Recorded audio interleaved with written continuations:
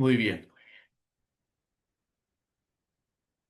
Como pueden ver ahí en su portada, el día de hoy vamos a estudiar la homilética, el arte de la predicación, el arte del predicador.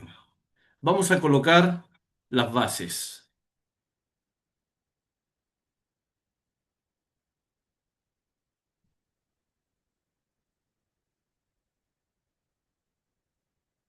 Para que nosotros sepamos, la palabra homilética tiene su origen en el vocablo griego homilía, homiléticos. Y esta palabra significa sencillamente reunión, sermón y conversación. Reunión, sermón y conversación. También es importante saber que la homilética, y ustedes aquí entenderán por qué es tan importante, la homilética es una rama de la teología pastoral. La homilética es una rama de la teología pastoral.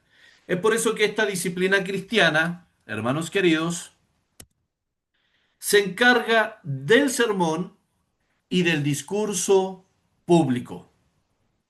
Entonces ya podemos de entradita comenzar a darnos cuenta por qué es indispensable esta disciplina cristiana, por qué es tan importante la homilética, porque es parte de la teología pastoral y esta disciplina se encarga del sermón y del discurso público y del discurso religioso. Bueno, de todas maneras, yo después igual les voy a enviar la diapositiva. No quiere ir avanzando, pero mientras me escuche, importante es. Y la diapositiva igual después se las voy a compartir en el grupo. Así que no se preocupen, no se preocupen por eso. Ahora, ¿qué es la teología pastoral? Ok, hermano Esteban, la homilética es una rama de la teología pastoral. Ok, ahora, ¿qué es la teología pastoral?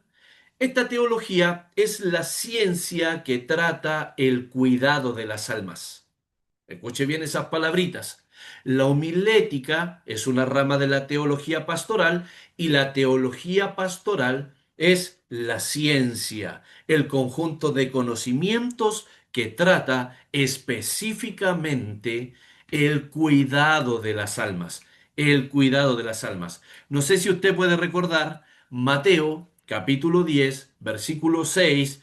Nuestro Señor Jesucristo envía a los 12 apóstoles a las ovejas perdidas, literalmente, a las ovejas perdidas de Israel. Él les dice, id antes a las ovejas perdidas de la casa de Israel. Entonces, ahí de entradita nosotros podemos ver la preocupación de nuestro Dios y de nuestro Señor Jesucristo por los perdidos. Ahí podemos ver la preocupación de nuestro Dios y de nuestro Señor Jesucristo por los perdidos. Muy bien. Si observamos Marcos, ahí pasó esta cosa, ahí voy a ir avanzando, mire.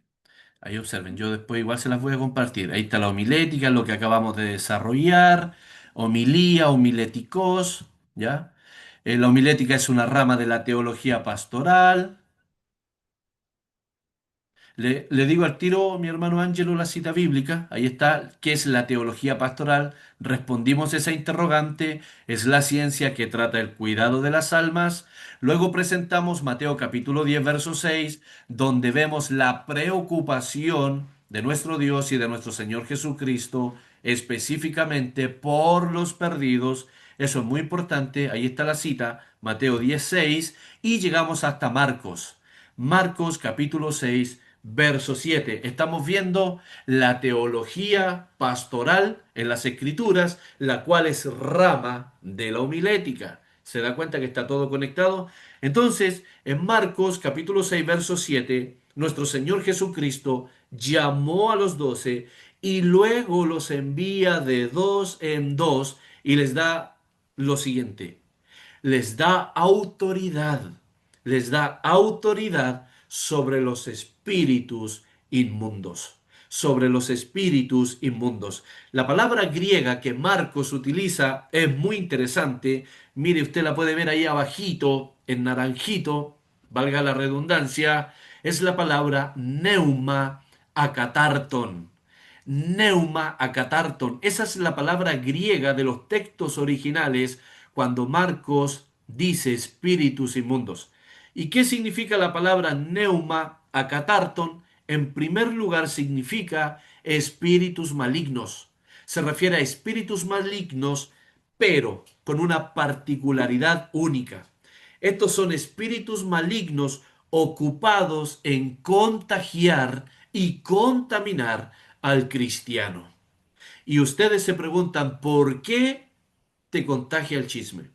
¿Por qué te contagia la murmuración? Créeme, ahí hay espíritus inmundos. Y ellos están ocupados en contagiarte espiritualmente, en contagiarte, contaminarte ceremonialmente. Es por eso que tú siempre has amado a tu hermano, a tu hermana en Cristo, pero de repente llegó otra hermana a tu casa, se la encontró usted en el supermercado, qué sé yo, y de repente, oye, ¿supiste lo que dijo la hermana de ti? Por darle un ejemplo. Oye, ¿supiste lo que dijo el hermano? No, no supe. Dijo esto. Entonces, en ese momento te contagió con el chisme, te contagió con la murmuración. Y desde ese momento tú no tenías nada en tu corazón contra tu hermano, pero desde ese momento tu corazón cambió.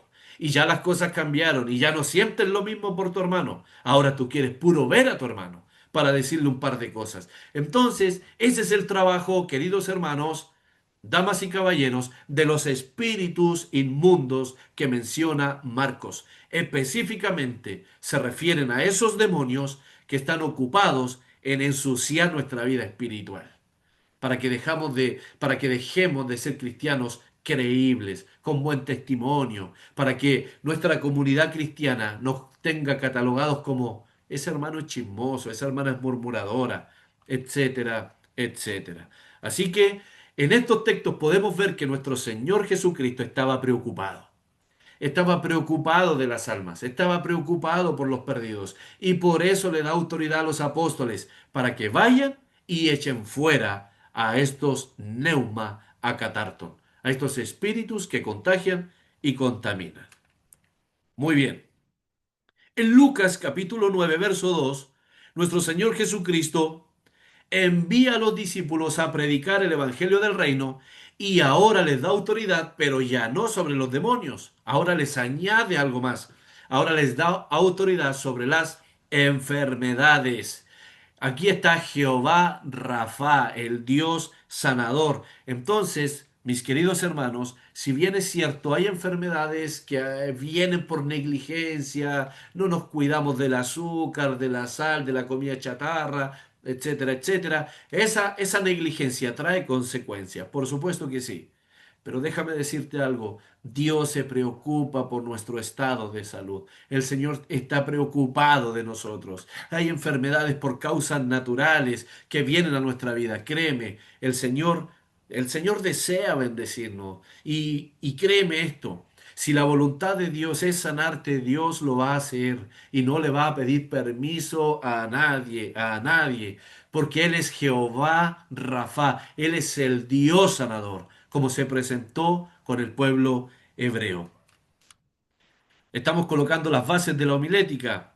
Ahora, ¿para qué mencionar los escritos y las instrucciones del apóstol Pablo a Timoteo y a Tito? Las epístolas muy conocidas, muy populares, las cartas pastorales. Se llaman así porque estas cartas fueron dirigidas a dos figuras, jóvenes pastores. Dos fueron dirigidas a Timoteo y una dirigida a Tito. Entonces, hermanos queridos, mis hermanas queridas, la homilética es una rama de la teología pastoral. La homilética es una rama de la teología pastoral, una teología que se preocupa del cuidado de las almas, del cuidado de las almas. ¿Cuánta indiferencia, cuánta insensibilidad vemos en muchísimos cristianos de hoy en día? ¿Cuánto? Mucho. Les falta la homilética, créeme. Les falta conocer la homilética. Y para concluir, La definición de la palabra homilética, vamos a parafrasear su significado diciendo una multitud que se junta, una compañía de gente, por supuesto, reunida para conversar, para comunicarse y para hablar. Y esto es muy interesante porque podemos decir que en todo lugar donde se reúne gente para escuchar a un orador, para escuchar a un expositor, para escuchar a un conferencista o a un evangelista, etcétera, etcétera, donde se reúne gente para oír, se da la homilética. Entonces, ante esta definición, cuando nosotros llegamos a nuestra iglesia local, cuando llegamos a la congregación, nosotros debemos hacernos esta interrogante. Entonces, en mi iglesia, ¿hay o no hay homilética? Si nosotros llegamos al templo, nos sentamos, está nuestro hermano coordinador, nuestro hermano predicador, el consejo pastoral, un hermano que pide la oportunidad, entrega un testimonio. Entonces, en todo lugar donde se reúne gente para hablar, para conversar, para oír, se da la homilética. ¿Qué les quiero decir con esto? Que en la iglesia está la homilética. En la iglesia es parte fundamental, parte integral de nuestra vida cristiana, la homilética. Vive con nosotros todos los días. También debemos saber que la homilética se encarga de los principios generales del discurso público. La homilética se encarga de los principios generales del discurso público. Y la predicación la predicación es algo que se da de manera pública. Es por eso que ahora nos preguntamos qué es la predicación. ¿Qué es la predicación? Y ahí está su definición. La palabra predicación significa discurso público. Eso es predicación. Es un discurso público. Y la homilética se encarga de este discurso público. La homilética se encarga de este discurso, de este estudio que viene a estructurar el sermón. ¿Qué sermón? El que será entregado de manera pública. La homilética se encarga de la estructura principal. Vamos a bajar dos peldaños más. La homilética se encarga de la estructura principal de un sermón. Veámoslo. En primer lugar, número uno, coloque muchísima atención. La homilética se ocupa de su composición. La homilética se ocupa de su composición. Es como decir, se ocupa de su confección. Se ocupa de su confección. Es un ejercicio que hace el predicador de redacción, desarrollo. Y eso es lo que nosotros deberíamos hacer a la hora de preparar un sermón. En la composición, el predicador reúne y compone y hace coherentemente un conjunto de toda esa información. ¿Cuál información? La que ha reunido. Y eso conlleva contexto histórico, contexto cultural. Si tú quieres tomar un texto y armar una enseñanza, una predicación, usted tiene, sin duda alguna, tiene que ir a leer el capítulo anterior del texto que usted ha escogido, tiene que ir al capítulo anterior, tiene que leer todo su capítulo y después tiene que leer el capítulo posterior para que usted pueda reunir qué es lo que tenía en la mente el Espíritu Santo cuando inspiró esas palabras. Entonces nosotros no podemos hacer interpretaciones fragmentadas de la Biblia, que es algo muy popular hoy en día. ¿Qué es una interpretación fragmentada? Cuando yo tomo un texto, un versículo, lo encuentro bonito, yo voy a predicar este versículo, pero nos hemos olvidado de todo lo demás. Y ese versículo pertenece a una carta. Es como cuando usted, le voy a dar un ejemplo básico para que podamos entender la Biblia. Y esta es la razón por la cual no somos bendecidos espiritualmente. Esta es la razón por la cual no crecemos, no vamos en aumento en nuestra vida espiritual. Si a usted le envían una carta y usted la comienza a leer de la mitad, ¿va a entender el mensaje? Por supuesto que no. O si usted comienza a leer del final. Abrió la carta, la sacó del sobre, mire, me fui muchos años atrás, ¿ya? La sacó del sobre y comenzó a leer los últimos tres renglones. Entonces usted se va a quedar con ese mensaje final, pero olvidó el inicio y olvidó el desarrollo de la carta. Pasa lo mismo con la Biblia. La Biblia, como dice nuestro hermano Rodrigo Chávez, que se encuentra ahí también conectado, la Biblia es una carta de amor de nuestro Dios para su iglesia, que contiene verdades, verdades absolutas, doctrinas, nos corrige, nos exhorta, nos educa, nos enseña, nos redarguye, etcétera, etcétera. Entonces, esa carta de amor, sin duda alguna, yo tengo que comenzar a leerla desde el principio. Yo no me quiero perder nada de eso. Entonces, ¿cuándo vamos a llegar a comprender la Biblia? Cuando consideramos capítulo anterior, el capítulo entero del texto que hemos considerado y el capítulo posterior. Y eso entra en la composición. El predicador tiene que reunir y tiene que componer y luego tiene que hacer coherentemente un conjunto de toda esa información para luego entregarla expositivamente a su audiencia, a su audiencia. Es muy importante. Entonces, la homilética se ocupa de la composición, de la composición. Número dos, la homilética se ocupa de las reglas. La homilética se ocupa de las reglas y esto es muy importante. Mire, yo solamente le traigo una sola regla porque hay que desarrollar mucho contenido. Una sola regla. ¿Cuál? Y esta es una de las mayores reglas. Orar. Orar. Mira, imagínese, la homilética se ocupa de las reglas y una de las reglas es orar. Imagínate un predicador que no ora, hermano, que no tiene vida de oración. Si nadie puede dar lo que no tiene, imagínate un predicador que nunca ora,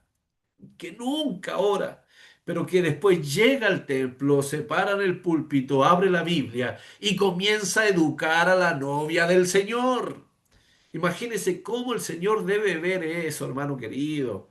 Entonces la segunda regla en la homilética es orar. Y yo he anotado solo esa, porque considero que es una de las reglas más abandonadas, la oración. Los cristianos de hoy ya no oran, no tienen vida de oración. Entonces debemos saber esto. Nadie puede dar lo que no tiene. Y si usted no tiene vida de oración, no vayamos después a intentar educar al pueblo del Señor, porque no nos va a resultar, hermanos queridos, no nos va a resultar. Entonces, una de las mayores reglas es orar. ¿Y por qué orar? En primer lugar, debemos orar por una visión clara sobre el mensaje que queremos y sobre el mensaje que debemos entregar.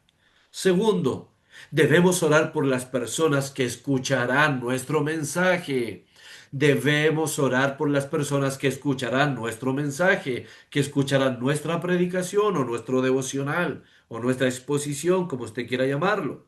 En tercer lugar, debemos recordar siempre y no decepcionarnos en esto.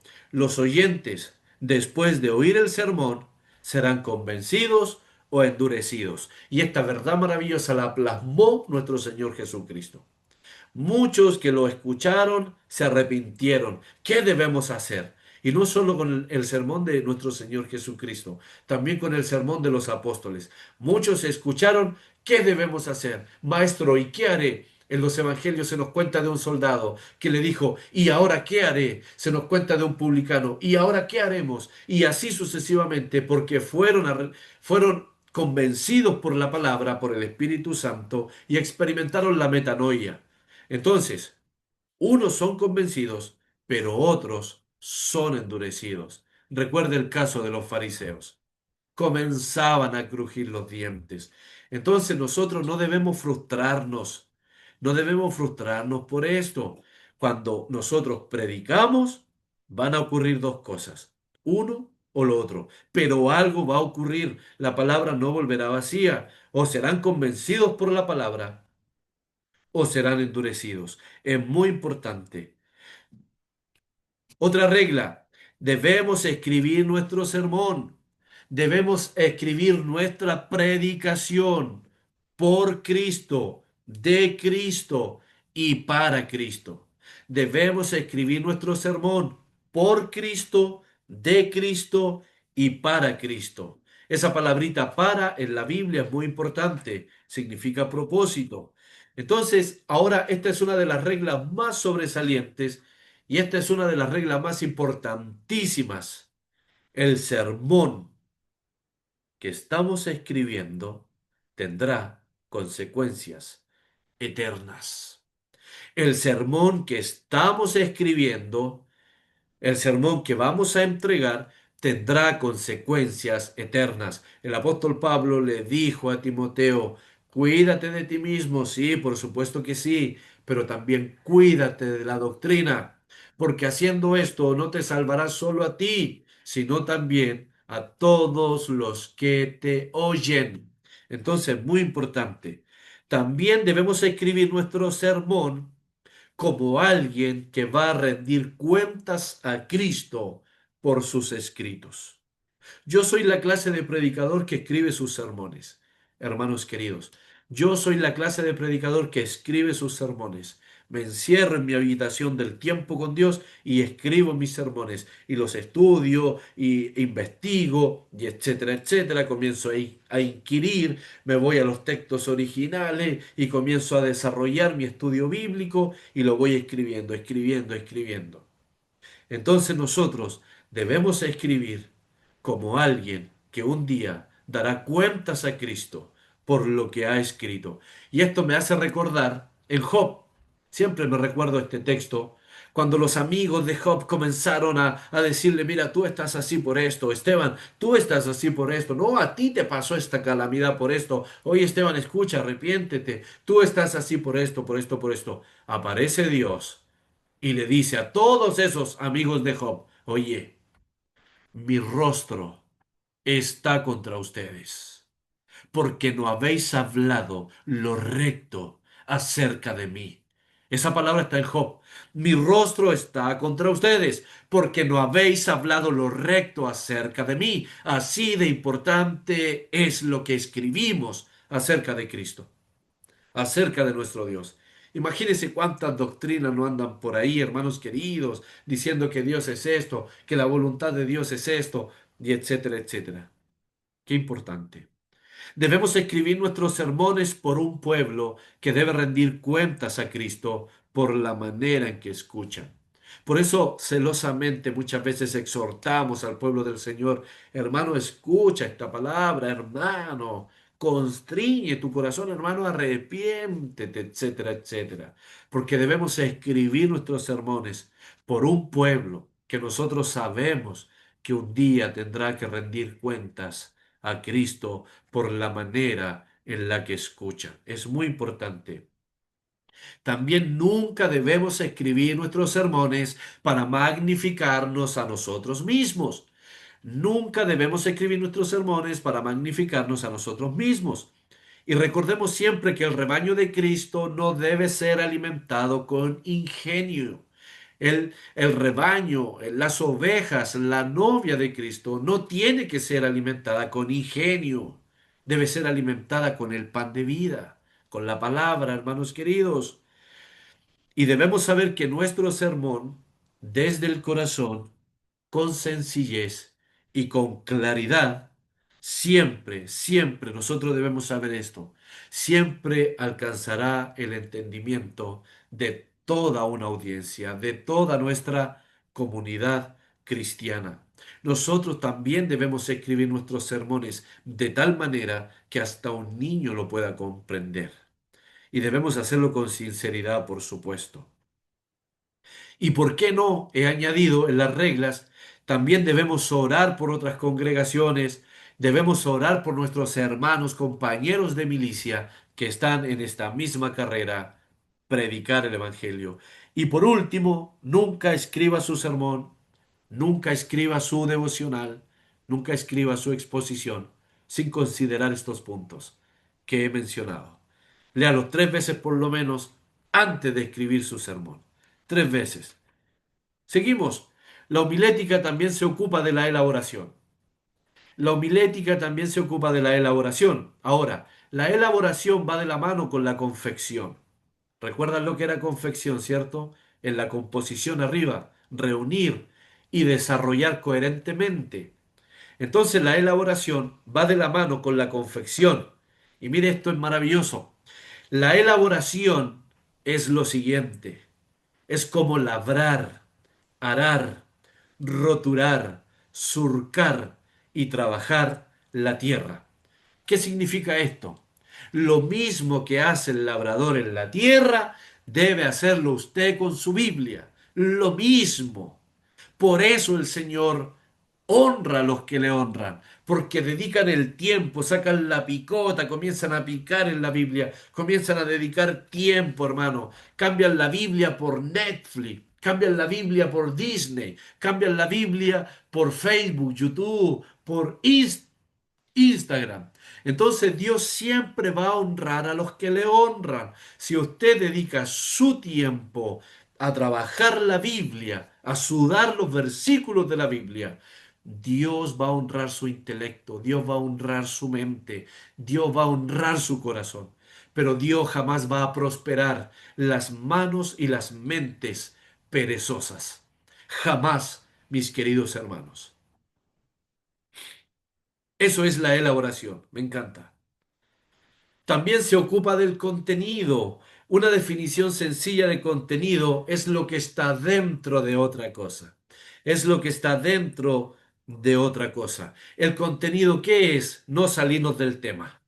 Esto es muy importante. Ojalá todos los predicadores del siglo XXI escucharan esta regla de la homilética, la cual es una rama de la teología pastoral, la cual manifestó nuestro Señor Jesucristo, el cuidado de las almas. Si todo esto está conectado, entonces mire, la homilética se encarga del contenido. El contenido es lo que está dentro de otra cosa.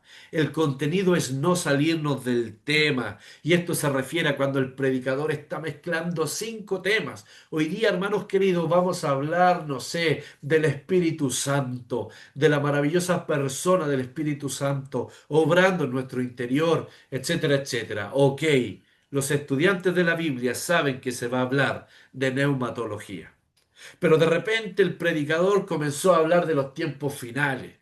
Comenzó a hablar escatología. De repente comenzó a enseñar bibliología y empezó a hablar de la Biblia. Pero de repente se metió con los demonios y comenzó a hablar de demonología. Hermanos queridos, al final la audiencia está sentada y dice, Señor, ¿cuál es la verdad central de hoy en día? ¿Cuál es el mensaje que tienes para mi vida? Entonces hacemos sufrir a la audiencia, por hermanos queridos, hacemos sufrir al pueblo, hacemos sufrir a la audiencia. ¿Por qué? Porque nos salimos del tema y vamos para allá y vamos para allá. Y créame, son puros vientos que le tiramos a la membresía, puros vientos, vientos. Los hermanos quedan todos chasconeados con tanto viento que le tiramos. Tenemos que centrarnos, tenemos que ser predicadores educados. Hemos escogido un tema, vamos a desarrollar ese tema de tal manera que el Señor va a bendecir a su pueblo, el Señor va a bendecir a su novia, el Señor va a bendecir a la audiencia. Por eso tienes a todo un pueblo frustrado. Por eso tienes a todo un pueblo bostezando en una iglesia, aburrido. ¿Por qué? Porque no les estamos dando la palabra, no les estamos dando palabra, no les estamos dando contenido. Y nosotros debemos saber que nuestros sermones tienen que engrandecer a Cristo, tienen que hablar de Cristo, etcétera, etcétera. Entonces, cuando nosotros no respetamos esta regla del contenido, nos salimos del tema. Por supuesto que sí, ahora, por supuesto que sí. Si el Espíritu Santo, escúchelo bien, nos mueve a usar un testimonio para respaldar nuestro sermón, amén, válido, por supuesto que sí, pero ese testimonio tiene que estar relacionado con el tema central. Yo sé que usted me entiende. Entonces, y por último, la homilética se ocupa de la corrección. Es decir, la homilética se ocupa de la correcta predicación del sermón. ¿Qué pasa con eso? Nosotros nos vamos autoevaluando, nos vamos autoexaminando. Vemos que la predicación quedó grabada, después escuchamos, oh, ¿por qué dije eso? No, no tenía que haber, oh, no tenía que haber dicho eso y comenzamos a ser corregidos La homilética comienza a educarnos. No tenía que haber dicho esa herejía. Que el Señor nos bendiga. Entonces, la homilética, mis hermanos, mis hermanas, es la ciencia y es el arte del predicador. La homilética es la ciencia y es el arte del predicador. Y ustedes pensarán y dirán, hermano Esteban, los predicadores de antes no necesitaron estas cosas. Nos daremos cuenta que estamos equivocados. Los profetas hebreos eran expertos en la materia. O si no, lea eh, Hebreos y dése cuenta cómo ese escritor a los hebreos se sabía de tapa a tapa todo el Antiguo Testamento y nos da una cátedra y nos da un paseo de todo lo que es la ley del Antiguo Testamento. Entonces, si bien es cierto, los apóstoles, como dice la Escritura, eran hombres del vulgo, cuando fueron llamados, hermano. Eran hombres común y corriente, no sobresaliente. A eso se refiere la palabra hombres del vulgo, que eran hombres común y corriente que fueron llamados. Pero después que estuvieron con Cristo esos 3 años siendo discipulados, dejaron de ser hombres comunes y corrientes y eran hombres poderosos en las manos del Señor. Y eso es lo que Dios quiere hacer con nosotros. El Señor quiere usarnos para vestir a su novia, para preparar a la iglesia. Entonces la homilética es la ciencia y es el arte del predicador, es el arte de predicar. Ahora, ¿cuál es el origen? ¿Cuál es la cuna de la predicación homilética? Aquí ya vamos a tirarnos otro clavado. ¿Cuál es el origen? ¿Cuál es la cuna de la predicación o del sermón homilético? Y cuando nos sumergimos en la historia y en la investigación, encontramos que la predicación hebrea ha bebido de dos fuentes existentes. La predicación hebrea. Número uno, la predicación hebrea. Y número dos, la retórica antigua. La retórica antigua. En la primera fuente encontramos a los profetas y a los escribas hebreos. Nosotros nos estamos preguntando ahora de qué fuentes ha bebido la predicación, ese discurso público que nosotros hacemos. ¿De dónde ha bebido? De dos fuentes. Número uno, la predicación hebrea. Y número dos, la retórica antigua. En la primera fuente encontramos a los profetas y a los escribas. Ellos eran y son considerados los exponentes más elevados de la predicación. Los profetas y los escribas son los exponentes más elevados de la predicación. Nosotros debemos saber que el legado de estos profetas, el legado de estos rabinos, es innegable a la hora de predicar. Todo predicador ha sido influenciado por ellos. En la segunda fuente tenemos la retórica antigua, que empezó a gestarse en Cilicia, por ahí por el año 465 antes de Cristo. Hablamos del siglo V antes de Cristo, Cilicia, la actual Turquía. Ambos, Corax y Tisias, ambos fueron griegos y se cree que son los padres de la retórica. Les estoy presentando a quienes la historia considera los padres de la retórica. Esteban, ¿y qué es la retórica? Ahí está. La retórica es el arte del bien decir, es el arte de hablar bien, deleitar, persuadir y conmover. ¿Con qué? Con las palabras. Con las palabras. Y la retórica griega tiene mucho que ver en la formación de la homilética. Sigamos investigando. Se cree que Aristóteles tiene una gran cuota de aportación, un gran filósofo griego del siglo IV antes de Cristo, era conocido, mire, a Aristóteles le decían el que sabe de todo, el que sabe de todo. También debemos resaltar la contribución de los retóricos latinos. Cicerón, perteneciente al siglo I antes de Cristo. Y ya para ir resumiendo, luego, al pasar los años, surge la homilética cristiana. Le dio una muy breve línea de tiempo. Tenemos a quienes fueron considerados siglo IV antes de Cristo, Corax y Tisias, dos griegos, un maestro y su discípulo, los padres de la retórica. Luego conocemos a Aristóteles, quien tuvo una gran aportación al arte de la retórica, al arte de hablar bien. Luego tenemos a un latino, a Cicerón, siglo I, y luego pasaron los años y llegamos a la homilética cristiana, llegando a convertirse en el arte de la predicación bíblica, en el arte de la predicación bíblica. Y ahora ponga atención a esto. Cuando vamos al Nuevo Testamento, estamos hablando del siglo I de nuestra era. Siglo I, ¿ya? Cuando vamos al Nuevo Testamento, la predicación tiene que ver directamente con una proclamación pública del Evangelio. Y por supuesto que esto no es un mero discurso público, no es un mero discurso religioso, sino que este es el plan de salvación diseñado por Dios allá en la eternidad, el cual se concretó a través de su Hijo Jesucristo, nuestro Salvador, el Hijo de Dios, ¿cierto? Que se ha dado gratuitamente, que se ha entregado voluntariamente, como dice el escritor a los Hebreos, que puso su vida por sí mismo para salvar a una humanidad caída en el pecado. En eso está basado el discurso público de la predicación, por supuesto, en lo que yo acabo de resumir. Y debemos saber esto. Recuerden, nos vinimos del siglo IV antes de Cristo. Ahora ya estamos en el siglo I de nuestra era.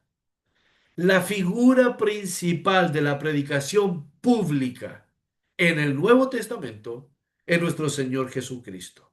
Hermanos queridos, la figura principal del discurso público, de la declaración pública, es nuestro Señor Jesucristo. Y nosotros estamos de acuerdo en esto. Jamás, nunca nadie podrá opacar la luz dominante de su presencia en la predicación. El maestro de maestros. En eso estamos de acuerdo. Yeshua Hamashiach. Nadie como él. Nuestro Señor Jesucristo. Y junto con la figura de nuestro Señor Jesucristo, estamos hablando de los expertos en el discurso público, eso es homilética, junto con la figura de nuestro Señor Jesucristo aparece su primo, Juan el Bautizador. Eso significa el Bautista. Juan el Bautizador, un predicador de la talla de los profetas del Antiguo Testamento. Este hombre aparece en la historia para demostrarnos que no tiene ningún problema con enfrentar a sus oyentes, sea quien sea. Eso lo hizo el primo de nuestro Señor Jesucristo, Juan el Bautizador.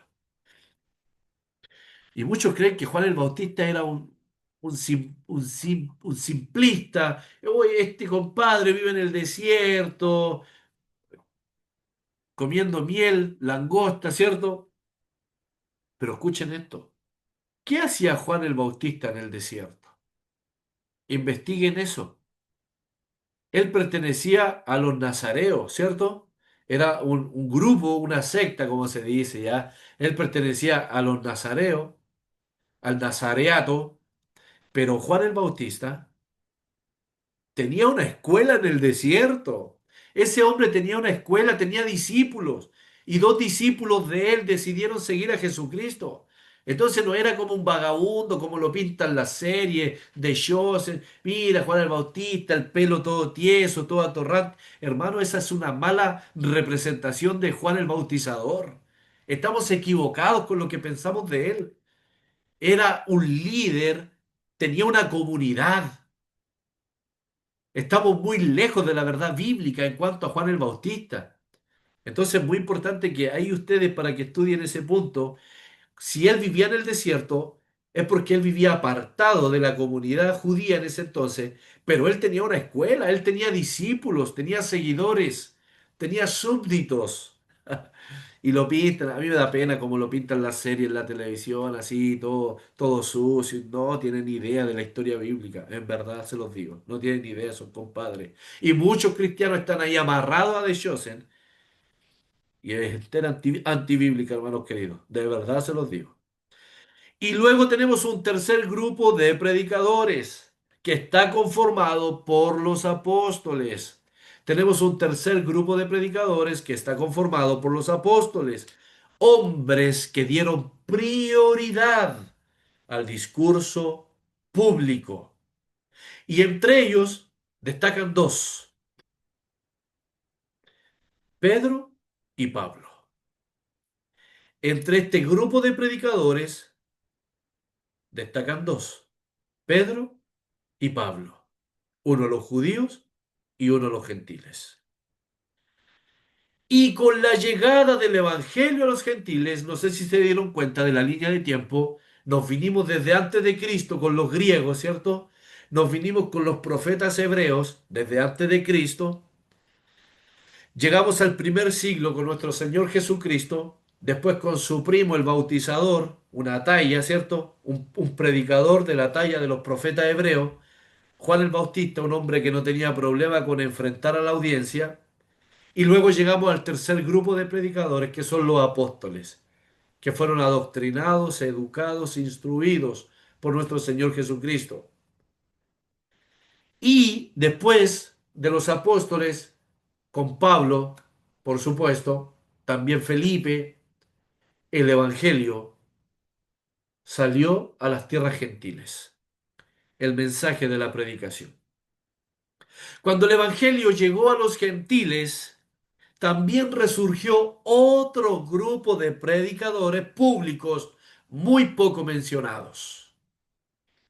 Y estos predicadores públicos muy poco mencionados aportaron muchísimo a la predicación homilética. Y estoy hablando del cristianismo primitivo. Voy a mencionar algunos. Tenemos a Ignacio de Antioquía, Clemente de Roma, tenemos a Policarpo y Papías. Y entre ellos están los padres apostólicos y los padres de la iglesia. Y estamos hablando del cristianismo primitivo, vale decir, o valga la redundancia, estamos hablando del pensamiento cristiano del primer siglo, del siglo I, para ser específico, al siglo IV de nuestra era.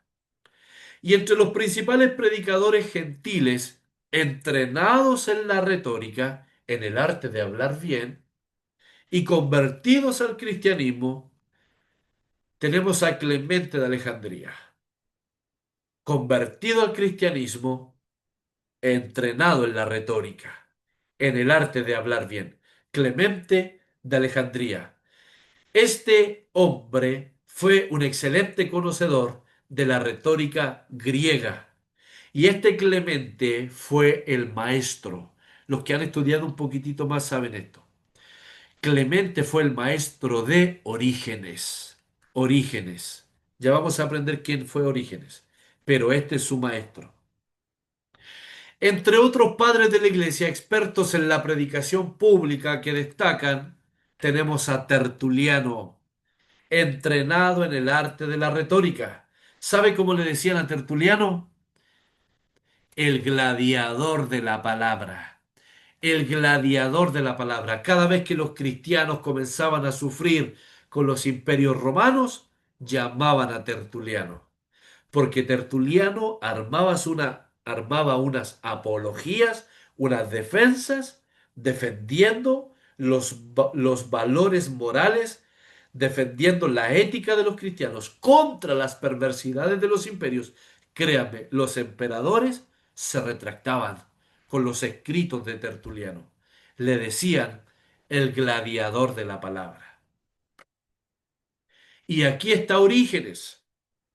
Se dice que Orígenes fue el verdadero innovador de la predicación de su tiempo. Y nosotros todavía escuchamos de los púlpitos que los cristianos antiguos eran ignorantes. Todavía escuchamos eso, hermanos queridos. También tenemos a Ambrosio. Se dice que tenía una habilidad impresionante en su oratoria. Ambrosio. Estamos hablando del cristianismo de los primeros siglos. Se va nuestro Señor Jesucristo, se van los apóstoles y quedan los padres apostólicos, los discípulos de los apóstoles. De ellos estamos hablando. Tenemos a Ambrosio, se dice que tenía una habilidad impresionante. Y también quiero compartir a este último. Tenemos a Agustín de Hipona, el famoso San Agustín. Se dice que era profesor de retórica. Y así sucesivamente, hermanos queridos. Y todo esto fue avanzando, pasando por la Edad Media. Cuando hablamos de la Edad Media, hablamos del cristianismo medieval. Específicamente, hablamos de la práctica cristiana religiosa en Europa. Estamos hablando del año 476, siglo quinto, hasta el año 1500, siglo XV o siglo XB, como usted quiera llamarle. Pero después de los padres de la iglesia, hasta el siglo quinto, terminando con Agustín de Hipona, la iglesia comenzó a ser dominada y comenzó a ser inspirada en ese tiempo por lo que se conoce como la iglesia católica. La mayoría de la población era cristiana, pero, pero, la palabra cristiano, la palabra cristiana, la palabra cristianismo, en ese tiempo era sinónimo de catolicismo. Estoy hablando del siglo quinto en adelante. La palabra cristiano era sinónimo de católico. Entonces, por eso toda la población era, entre comillas, cristiana, ¿ya? ¿Y por qué era sinónimo de catolicismo? Porque no existía otra forma de religión en ese entonces. Y la religión en el tiempo medieval, hermanos queridos, ponga atención porque le voy a dar a conocer un dato importantísimo, el por qué celebran a Martín Lutero, por qué celebran la Reforma. Aquí vamos a entender por qué. La religión en el tiempo medieval, el cristianismo medieval, era malo, era corrupto, la iglesia ahí se echó a perder, era tirano. Y exactamente, eso fue lo que nos llevó al siguiente siglo, al siglo XVI. Llega el período de la Reforma Protestante. Este movimiento religioso buscaba protestar contra las malas prácticas que se estaban dando dentro de la iglesia, contra los abusos que se estaban dando, que se venían ahí presentando en el interior de las iglesias católicas. Y por supuesto que debemos saber que los reformadores aportaron muchísimo al arte de la retórica, a la predicación homilética.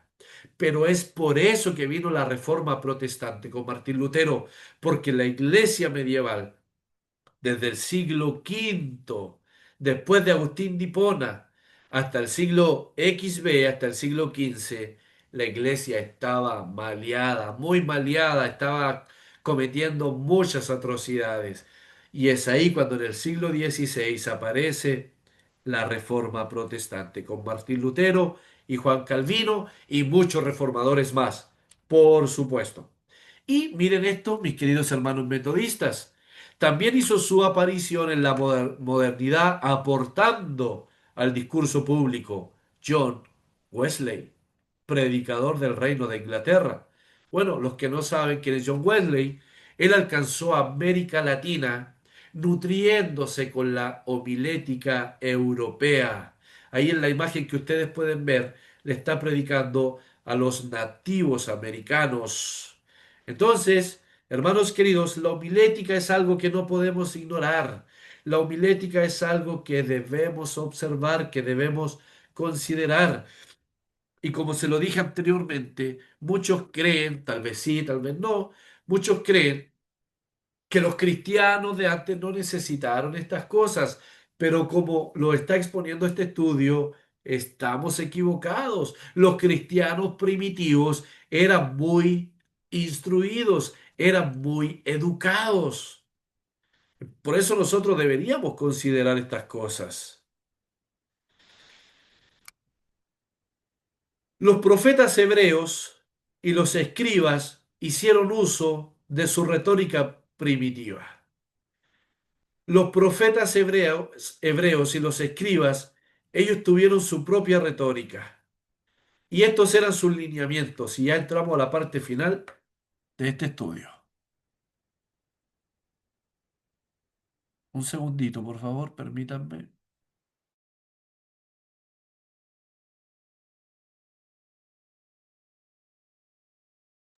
No se vayan, un segundo.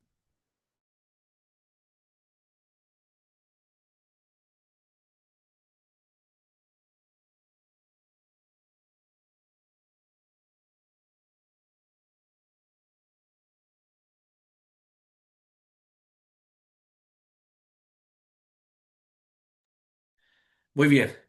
Entonces, hermanos queridos, los profetas hebreos y los escribas también tuvieron su retórica hebrea, su retórica antigua, y ellos hicieron uso de su retórica. Y estos eran sus lineamientos. Mire, usted ahora aprenderá que ellos no llegaban y se paraban y así dice Jehová. No, ellos tenían sus lineamientos, ellos eran muy educados. De hecho, Eliseo llegó a levantar la escuela de profetas que tenían los profetas más antiguos. Así que es muy importante. Eliseo tenía una escuela de profetas y Samuel también fue profesor de la escuela de profetas. Mire, número uno, la invención.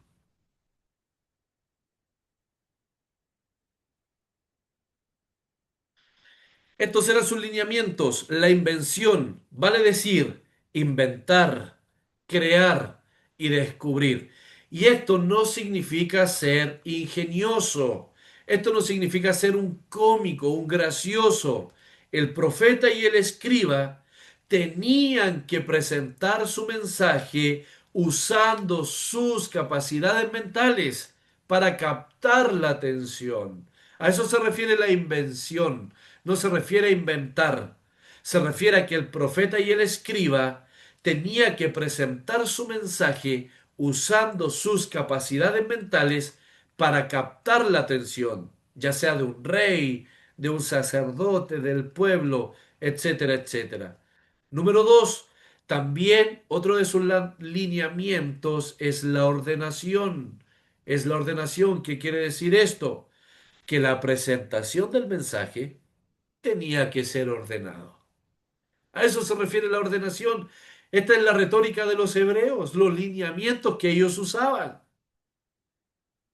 La presentación del mensaje tenía que ser ordenado. Número tres, otro de sus lineamientos es el estilo. Ellos tenían que adoptar su propio modo, su propia manera. Ellos tenían que adoptar su propia elegancia y su propio carácter. Por eso a veces vemos que los predicadores son diferentes. Vemos que algunos son más eufóricos, el otro es más tranquilo, es más pasivo a la hora de entregar su mensaje, pero no significa que tiene menos fuego. Significa que Dios está usando su personalidad y Dios está usando su carácter. Por eso muchos predicadores fracasan, se frustran, porque quieren predicar como el hermano tanto. A mí me gustaría tener la misma pasión del hermano, tener el mismo tono de voz del hermano, tal vez gritar igual que el hermano. Nos equivocamos.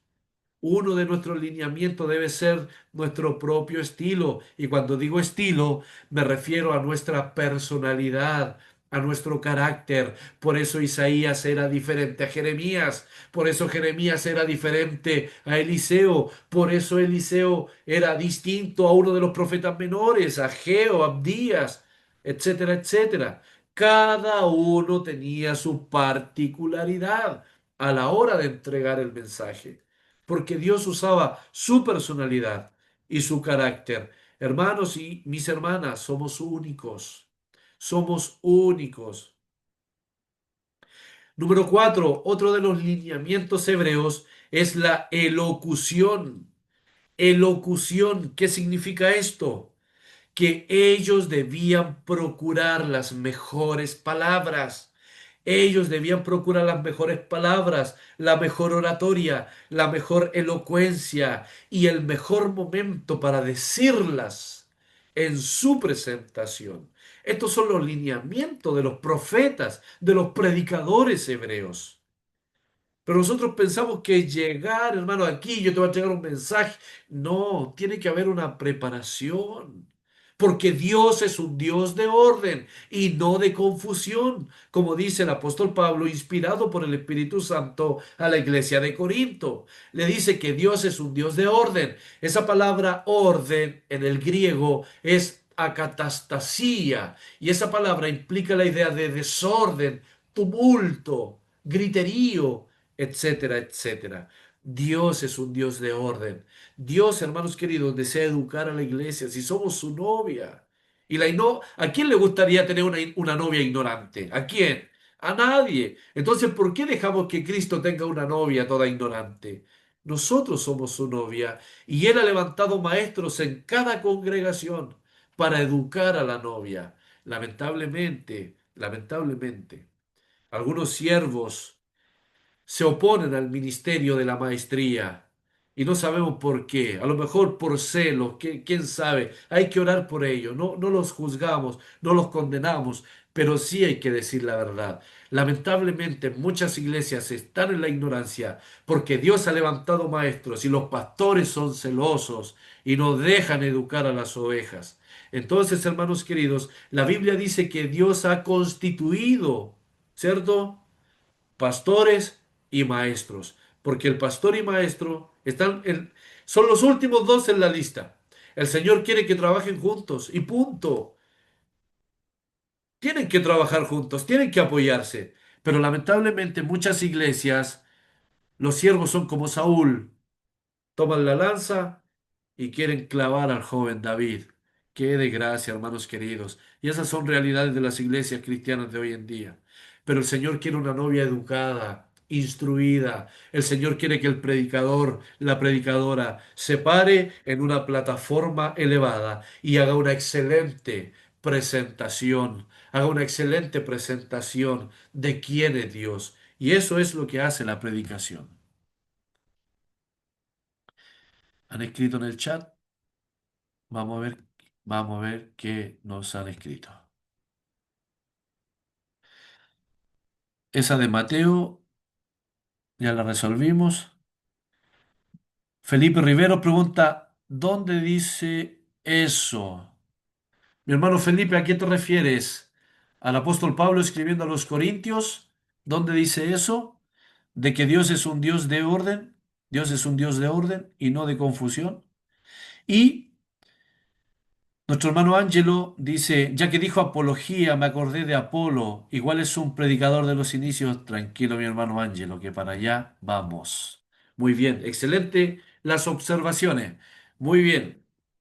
Para que no se nos alargue el tiempo aquí, ahí después por el privado vamos a responder la interrogante o en el grupito, ahí dejamos la respuesta. Ningún problema. Entonces, y por último,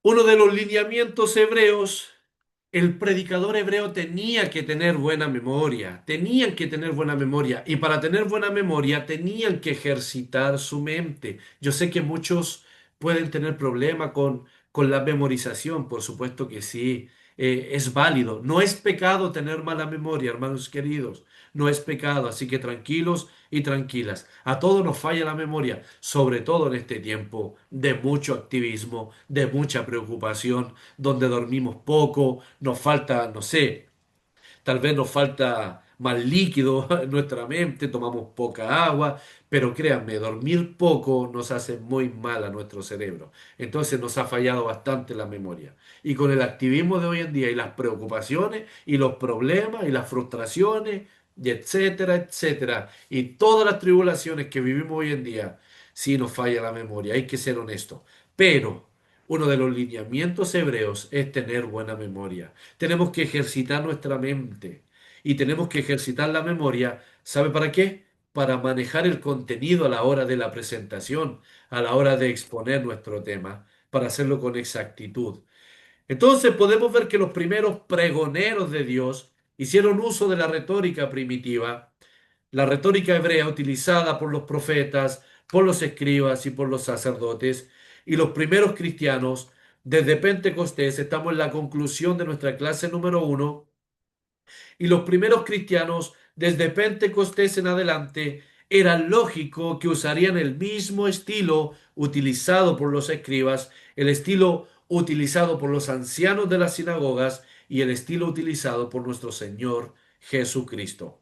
Y el Evangelio era presentado de una forma muy sencilla, por supuesto que sí, no vamos a discutir eso, nuestro Señor Jesucristo nos dio ejemplo. El Evangelio era presentado de una forma muy sencilla, pero homiléticamente. Homiléticamente. Y usted ya aprendió qué es la homilética, los lineamientos y todo eso. Entonces, cuando el Evangelio fue presentado a los gentiles por medio de los viajes misioneros del apóstol Pablo, esto cambió. ¿Y por qué decimos que esto cambió? Porque los gentiles ya estaban entrenados, los gentiles ya estaban ejercitados y, por supuesto, en los gentiles ya había bastante entrenamiento de la retórica. Bastante.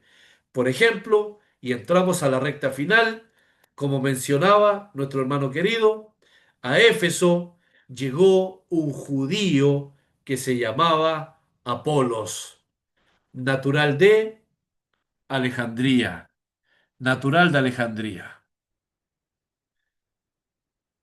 Ahí ustedes anótenlo para que lo busquen en sus Biblias, en los Hechos, capítulo 18, verso 24.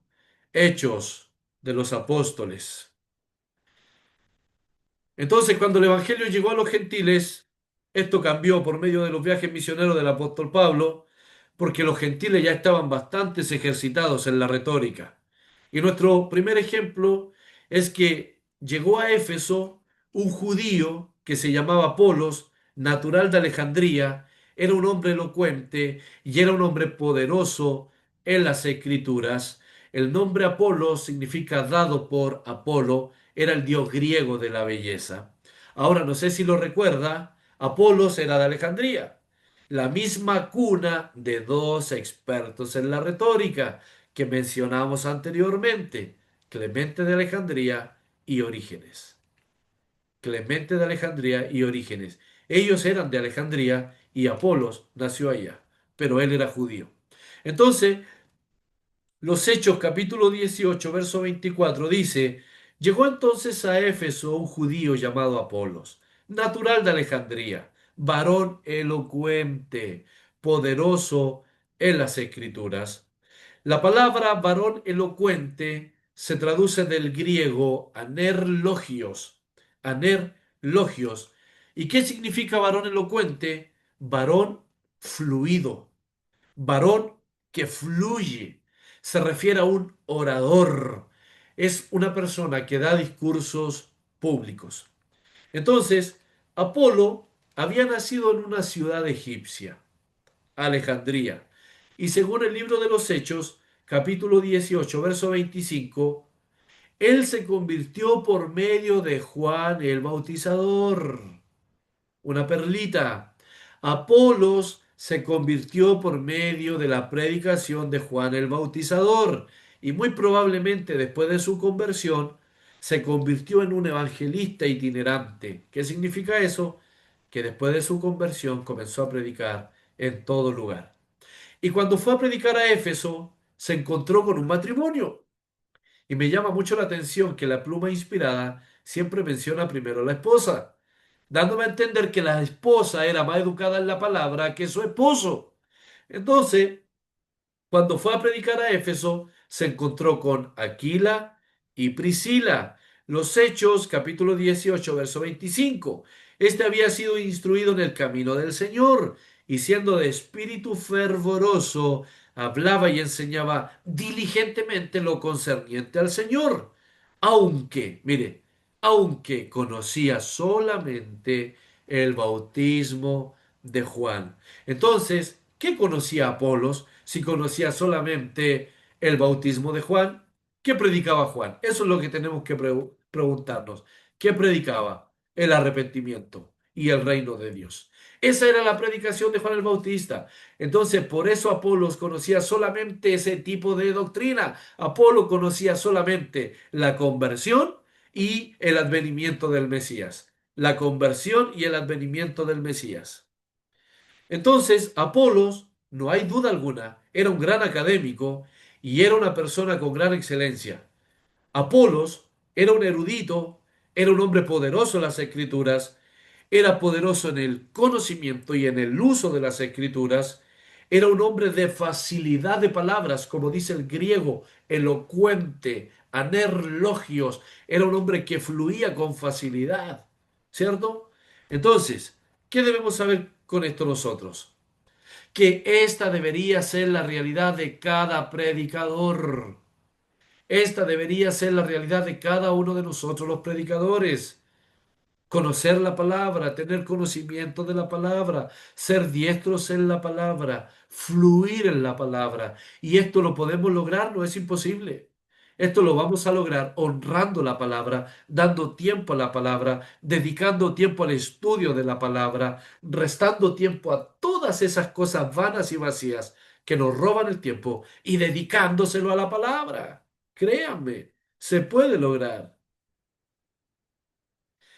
Y en los Hechos capítulo 18 verso 26 dice, y comenzó a hablar con denuedo en la sinagoga, pero cuando le oyeron, Priscila y Aquila le tomaron aparte, lo pescaron de la mano, lo sacaron de la sinagoga y le dijeron, mira, ven, acompáñanos. Y le expusieron más exactamente el camino del Señor. Entonces Apolo enseñaba con precisión, pero enseñaba solamente lo que él conocía. Y dijimos que Apolos conocía solamente el bautismo de Juan. Pero Priscila y Aquila tomaron a este brillante predicador y le enseñaron la historia, le enseñaron la vida, la obra y el ministerio de nuestro Señor Jesucristo. Entonces, ¿qué significa esto, mis hermanos queridos? Que debemos abrazar la enseñanza. La enseñanza es una tarea necesaria y delicada y debemos ser honestos. Jamás lo aprenderemos todo en nuestros estudios bíblicos, en nuestras escuelas bíblicas, en nuestros institutos bíblicos. Jamás lo aprenderemos todo y además no somos dioses. Jamás lo sabremos todo. Pero sí aprenderemos muchísimo al tener contacto con hombres y con mujeres de Dios, ricos en gracia y llenos del conocimiento del Señor. Hemos terminado la primera parte.